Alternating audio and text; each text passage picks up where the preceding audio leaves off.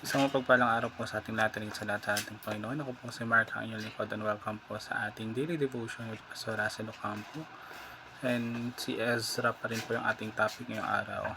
Pinaka-topic is about worship comes first. Sa scripture naman po, ito ay matatagpuan sa Ezra chapter 3. Sabi po dito, pagsapit ng ika-7 buwan, ang mga Israelita ay panatag ng nanirahan sa kanilang bayan.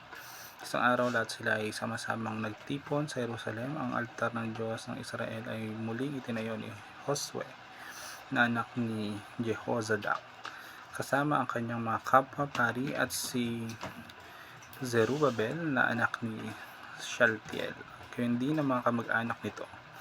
Ginawa nila ito upang makapag-alay sa altar ng mga handog na susunugin ayon sa nakasulat sa kautusan ni Moises na lingkod ng Diyos. Sa ating katuruan, number 1, believers are a worshiping people. So bilang mga mananampalataya, likas sa atin yung magpuri at sumamba sa ating Panginoon. Hindi lang siya basta gawain, kundi bahagi din ito ng ating pagkatao. At pinapakita natin dito yung ating pananampalataya sa pamamagitan ng tapat na pagsamba at pag-alay ng puso sa Kanya.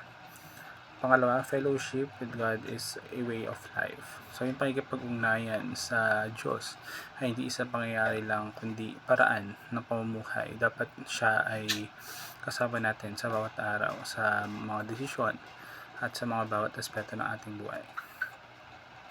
Pangatlo, God desires an intimate relationship with us. So yung pinakamalalim na hangarin ng ating Panginoon ay magkaroon tayo ng malapit at personal na relasyon sa atin. At hinihiling niya na kilalanin natin siya ng totoo. Hindi lang yung bilang Diyos, kundi bilang Ama at kaibigan.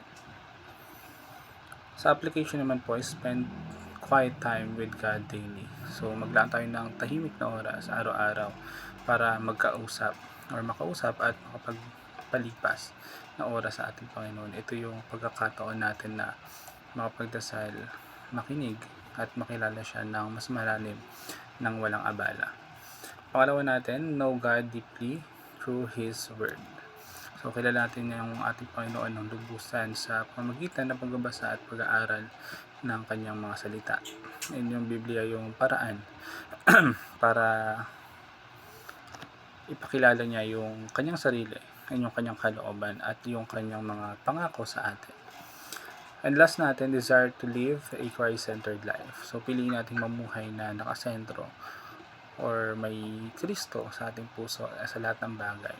Hayaan natin na siya yung maging sentro ng ating mga plano, siya yung sentro ng pagkapasya natin at yung pamumuhay sa bawat sandali ng ating buhay. So yun lamang po ngayong araw. Salamat po sa pakikinig and God bless po sa ating lahat.